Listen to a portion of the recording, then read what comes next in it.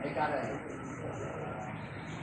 පාර්ලිමේන්තුවේ කමිටුවෙන් ඉන්වෙස්ට් දෙයක් නිසා අපි බලාපොරොත්තු වෙනවා. මේ ශික්ෂණ රෝහල් කියන කට්ටිය හම්බෙන්නේ. ඒ වගේම අද වෙනකොට ඉන්වෙස්ට් වලට ආවට එයාට වැඩ කරගන්න ඉඩකඩක් නැහැ. අත්දැකීම් තියෙනවා.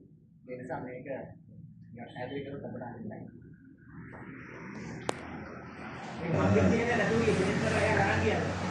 මෙහෙමයි. දැන් මේක යම් දුරක් ඇවිල්ලානේ තියෙන්නේ. ඒක රිවර්ස් වෙන්නේ නැහැ.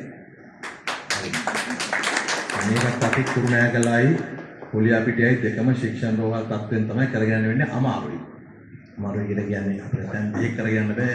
අපි මහාචාර්ය ඒකකයේ අතන්ට යොදාගෙන උතුරු කටයුතු ටික මෙහෙ කරන්න තමයි බලාපොරොත්තු වෙන්නේ. මෙහි මහාචාර්ය ඒකකයක් කවදා හරි දවසක හැදෙනකන් මොකද මහාචාර්ය ඒකක දැන් අතරම ශික්ෂණ රෝහල් වල තියෙන ප්‍රශ්නය පහසුකම්ම නෙමෙයි.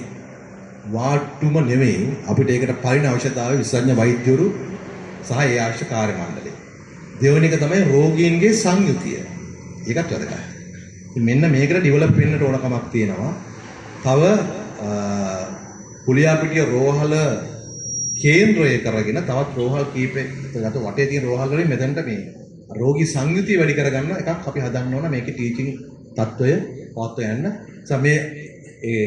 මේක ටීචින් හොස්පිටල් එකකට පවතිනවා. මේ හැබැයි දියුණු කරගන්න වෙන්නේ ක්‍රමානුකූලව. ඒක ප්‍රශ්නයක් කරගන්න ඕනේ. සාමාන්‍යයෙන් අනුරාධපුර වගේ තැනක වුණත් එහෙම තමයි හැදෙන්නේ. මොකද අපි අර සමහර හොස්පිටල් ටීචින් කරනකොට ඒ සියලුම නිර්ණායකයන් බල්ලා නෙමෙයි ටීචින් කරලා තියෙන්නේ. හැබැයි දැන් ටීචින් කරාට පස්සේ ඇතුළේ තත්ත්වයක් තියෙනවානේ. ඒකත් එක්ක ගන්න වෙන්නේ. ඒක කවුරුත් කල්කුලේට් වෙන්නේ නැහැ, බය වෙන්න ඕනෙත් නැහැ. මේකේ ඒ අපි කුරුණෑගල දිස්ත්‍රික්කයේ ටීචින් හොස්පිටල් දෙකම පවත්වාගෙන යනවා. කුරුණෑගල හැබැයි කුරුණෑගල ඊට වඩා වැඩිපුර දියුණු කරනවා. කරන්න එපා නේ.